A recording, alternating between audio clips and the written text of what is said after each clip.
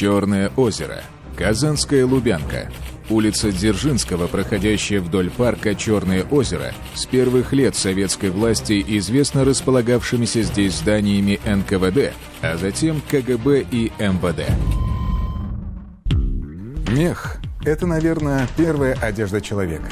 От грубых шкур, согревающих пещерных людей, до мягких манто кинозвезд. Уже много веков мех – это символ тепла, уюта и достатка. Россия издавна считалась мировым центром пушнины, продажа которой приносила ей немалые доходы. Шкурки и меховые изделия сотни лет являются дорогим подарком. Шубами и шапками жаловали за особые заслуги. Что говорить, если ни один парадный царский наряд не обходился без меховой опушки?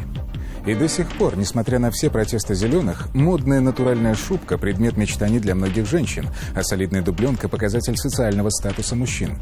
Конечно, не обошла эта многовековая мода на меха и криминальный мир.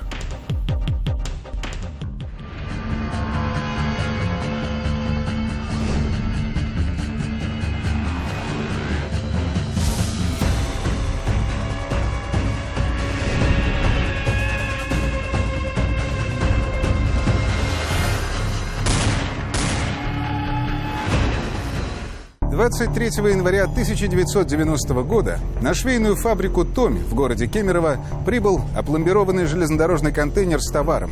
Согласно накладным документам, в нем должны были находиться 15 ящиков меховых изделий, отправленных Татмехобъединением из Казани. Но после вскрытия контейнера оказалось, что вместо заказанного меха внутри лишь волжский песок. В руках изумленных сотрудников кемеровской фабрики остались лишь проволочка и пломба. На швейном предприятии не досчитались воротников из дорогого меха норки на сумму 372 449 рублей. Буханка черного хлеба стоила тогда 16 копеек. Килограмм мяса – 2 рубля 30 копеек. Легковой автомобиль – 8290 рублей, а кооперативная двухкомнатная квартира – 9700 рублей. Так что сумма кражи оказалась фантастической. Было заведено уголовное дело о хищении в особо крупных размерах. Следователям двух городов, Кемерово и Казани, предстояло выяснить, как и когда неведомые уголовные фокусники смогли совершить поистине цирковой трюк. Уже после первых следственных действий стало понятно, что нити преступления ведут в столицу Татарии. Казань конца 20 века имела недобрую славу криминальной столицы всесоюзного масштаба. Преступные группировки появлялись, крепли, боролись друг с другом за сферы влияния. Столица Татарии была поделена на районы, в которые чужим нельзя было соваться ни днем, ни ночью. Разборки могли начаться где угодно, даже среди бела дня в центре города. Одной из самых известных в Казани была группировка новотатарских.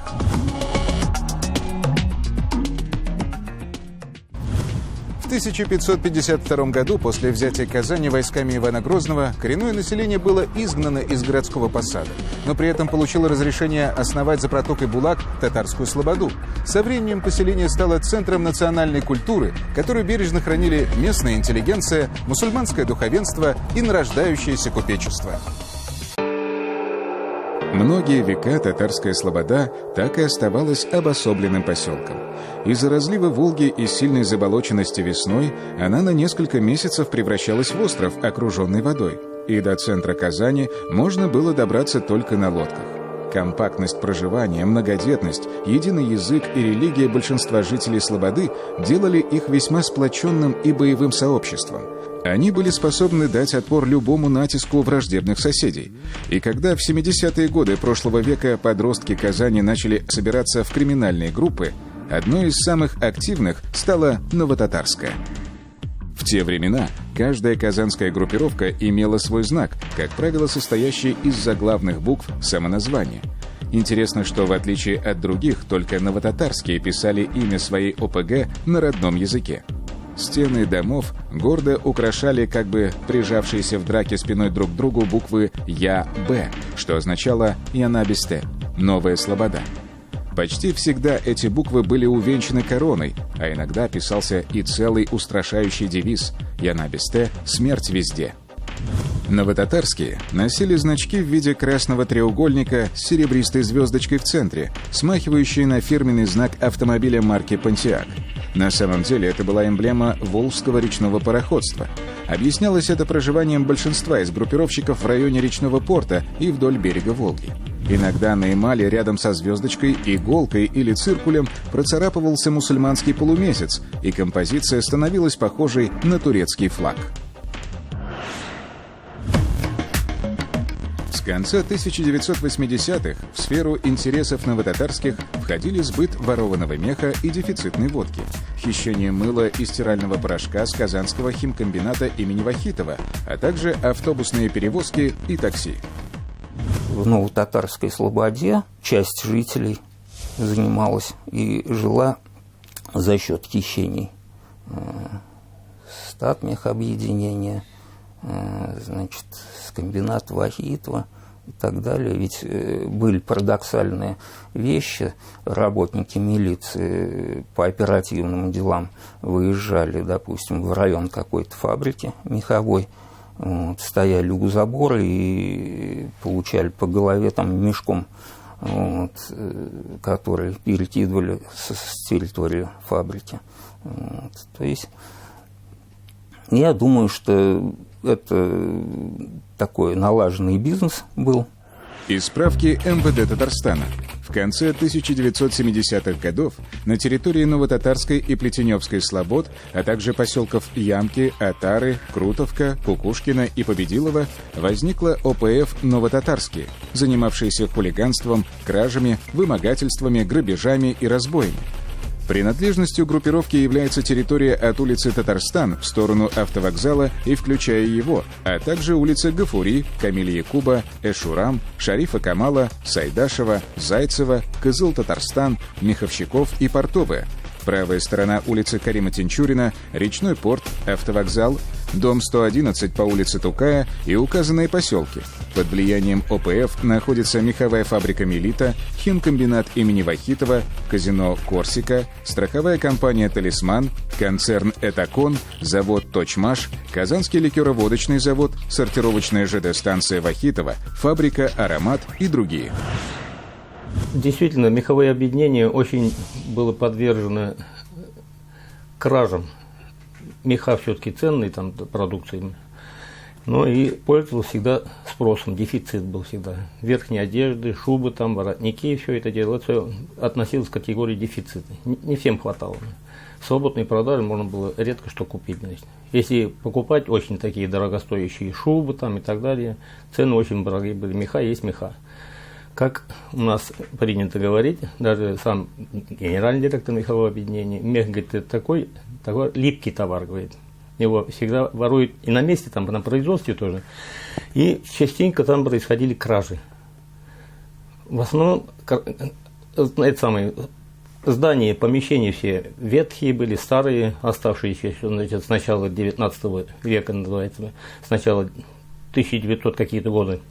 С тех пор старые все помещения, дряхлые потолки все деревянные были. Их то взламывает потолок, то проламывает стену. Был такой случай, даже забор свалили специально, чтобы можно было на территорию свободно проникнуть. И периодически в течение года 1-2 кражи, очень крупные кражи совершали. Но вот татарские, они в основном именно занимались кражами с мехового объединения. Это у них была, как это называется, материальная база. Воровали, продавали, выручали деньги. В общем, это всегда, всю жизнь они так занимались именно меховщики. Меховая, она всегда подвергалась краже. Там, то есть часто было. Вот когда я начал плотную с ними заниматься, я начал меховщиков самих привлекать к ответственности. То охрану, значит, арестуем, то еще кого-то. Я 2-3 раза, например, вообще охранять меховое объединение некому было. Мы всю охрану ночную в одну смену ночью всю охрану задержали. Где только не изымались похищенные меха. Например, во дворе дома Фуата Самигуллина милиция нашла целый мешок с овчиной, прикопанный в песочнице. Иногда хищения с меховушки были такого масштаба, что использовался транспорт, включая даже кареты скорой помощи.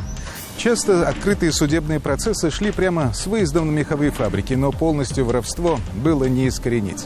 Самые большие кражи совершались опытными преступниками с высокой степенью изобретательности и сопровождались тщательной подготовкой. Вот и похищение из грузового контейнера, по версии следствия, могло быть из этой же серии. Я первым делом, конечно, когда отгрузочные документы поднимаю, смотрю этот контейнер, место где-то полчаса 40 минут довести до лагерной и на грузовую станцию оставить. Контейнер туда шел около 3,5 часов. Я установил водителя, кто был, значит, он вроде бы законопослушный парень, но мы с ним потом где-то часа 2-3, наверное, разговаривали. Он был очень сильно напуган. Если что, говорит, меня сразу убьют, говорит. Я буду иметь там и семью могут, мы вот там угрожали, так говорит. Установили девочку, которая, значит, в отделе сбыта работает. Непосредственно она оказалась и приготовила им пломбу специальную с теми же оттисками, но не дожатую до конца. Задержали ее сначала. Она тоже долго крутилась, вертелась, потом начала давать информацию. Кто и как. Дали специальные там оперативные мероприятия проводить, значит, за этим именно лицом, которое мы подозревали в совершении хищения. Фамилия его Хамзин Рустем. Систематически он и занимался этими кражами. То воровали шапки, потом эти шапки в частном секторе там по домам ходили и продавали, реализовывали. Эти были норковые шапки, тоже тогда спросом всегда пользовались, они их покупали. Фамилия одного из членов Янабиста всплыла в связи с другим делом. В августе 1990 года в Казани пропала автомашина «Волга» ГАЗ-2410. В ходе расследования вышли на Рустема Хамзина по кличке Чкал. Он купил угнанный автомобиль в надежде перепродать его кавказским покупателям, но не успел. Мы его арестовали, и для того, чтобы арестовать, мы сначала узнали, чем он еще занимается, этот Хамзин. Установили машину, автомашину «Волгу», экспортного варианта «Волга» была из Египта пригнанная. Хамзин организовал угон этой машины. Эту машину, значит, спрятал в каком-то гараже, значит, этот гараж мы нашли.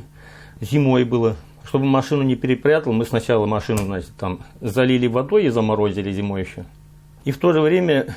Когда уже знали, что именно этот самый Хамзин совершил угон, кроме этого он еще совершил угон автомашины ГАЗ, на этот самый УАЗик. Эту машину он уже продал одному лидеру группировки, и мы этого человека заставили эту машину выдать нам. Он нам эту машину приехал, сдал. Машину вернули владельцам. И у нас появилось основание за двойной угон двух автотранспортных средств, мы Хамзина арестовали и начали с ним работать.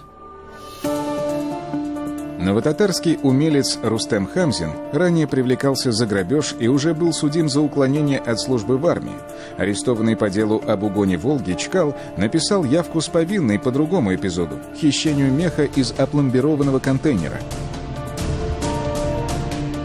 Знакомая Хамзина Ляля работала в отделе сбыта татарского мехового объединения. Занималась оформлением документов на отгрузку меха потребителям.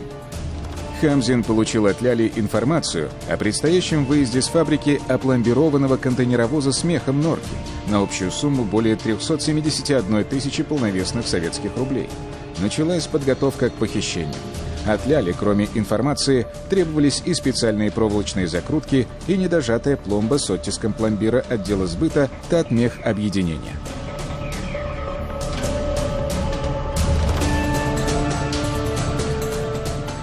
Утром Хамзин с двоюродным братом на его «девятке» подъехал к «Татмех объединению». Вышла Ляля и передала все сведения об автомобиле, который должен был вывезти с территории 2 трехтонных контейнера. В одном из них был ценный меховой груз. Также женщина передала недожатые оттиски пломбы и проволочные закрутки. Хамзин дождался, когда из ворот выйдет нужный грузовик, и на легковушке стал преследовать его по улицам Казани.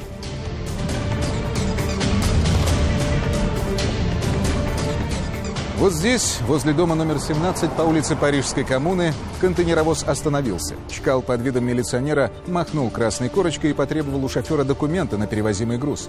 Ничего не подозревающий водитель вышел из грузовика и сел в автомобиль лжемилиционеров.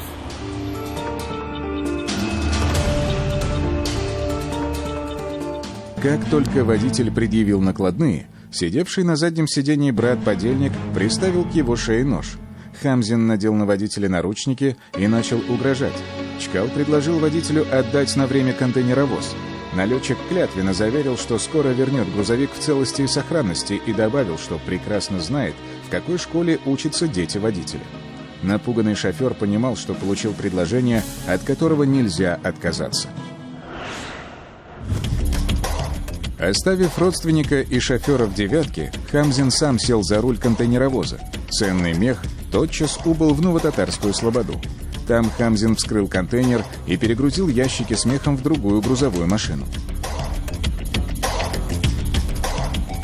Примерно через час Чкал вернул автомобиль и контейнер с цельными пломбами татмехобъединения перепуганному шоферу, сунул ему в карман куртки пачку купюр в 5000 рублей и пообещал расправиться с ним, если тот заявит в милицию.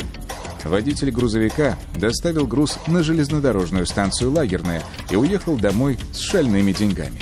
А товарный поезд увез в далекую Кемеровскую область обычный волжский песок вместо заказного меха. Пока товарняк шел в Кузбасс, налетчики продавали ворованную норку. Одну шубку, сшитую из этого меха, Чкал подарил Ляле. Еще Хамзин и подельница купили себе по машине. При этом запасливая женщина отложила 5000 рублей на сберкнижку. Их какие-то отношения связывали. Я, в общем-то, не выдавался в подробности. Очень симпатичная девушка была. Ну вот, обстоятельства так сложились, что совершил преступление, вернее, была участницей преступления. Очень умная тоже девушка. То есть вот это как раз уже второй этап был. Если не ошибаюсь, у нее мы изъяли вот как раз уже такое вещественное доказательство — шуба, сшитая из этих похищенных воротников. Видимо, меха были страстью Хамзина. Уже через 2 месяца он снова совершил кражу, тайно проникнув в пушной цех фабрики «Золотое руно» Министерства бытового обслуживания Татарии. Прогуливаясь по родной Новотатарской слободе, Чкал цепким взглядом вора заметил, что одно из разбитых окон предприятия небрежно заколочено фанерным листом. Ночью того же дня он с подельником вынес оттуда 638 шкурок элитной голубой норки, предназначенной на экспорт в Италию, на сумму свыше 88 тысяч рублей. Эти криминальные эпизоды легли в основу уголовного дела. И вскоре вместе с подельниками Хамзин предстал перед Верховным судом ТССР. Им предъявили обвинение по статье 93 прим. УК РСФСР «Хищение государственного имущества в особо крупных размерах». 27 августа 1991 года Чкал получил за свои кражи на сумму почти в 500 000 советских рублей 10 лет строгого режима. Но приговор не стал окончанием этой криминальной истории. Чкал убыл в колонию на острове Свияжск под Казанью и сбежал оттуда 13 ноября 1992 года, подкупив охрану. В 1994 году его мать по остаткам одежды опознала в найденном обгоревшем трупе своего сына, Рустема Хамзина. Дело о побеге было прекращено. При каких-то странных обстоятельствах мама опознала его труп. У меня, допустим, как у следственного работника с достаточным опытом, это опознание вызывает большие вопросы. Помимо мамы, еще много людей, которые могли бы опознать или не опознать его. Потом существует такое понятие, как генетическая экспертиза. Но через 15 лет в Тверской области начались нападения на водителей грузовиков на трассе М9 «Балтия». 2 сентября 2007 года налетчики угнали длинномер «Вольво» из Литвы, набитый литыми дисками. Грабители на КАМАЗе прибыли на автомобильную стоянку у придорожного кафе недалеко от Твери. Из показаний водителя грузовика. Около 9 часов утра, когда я подходил к своему автомобилю, увидел, что возле моего прицепа стоит автомобиль КАМАЗ с серой кабиной, кузов с синим тентом. Возле него стояли двое мужчин. Один из них угостил меня сигаретой, после чего совершенно неожиданно, вдвоем, хотя я сопротивлялся, затолкали меня в спальный отсек КамАЗа. Руки и ноги связали веревкой, а на голову одели шапочку так, что я перестал что-то видеть. Кто-то вытащил из моего кармана ключи и стал выяснять, как заводится мой автомобиль. Грабители угнали автомобиль с дисками, а шофера через 2 суток оставили где-то на дороге в Псковской области, приказав, не оглядываясь, идти вперед.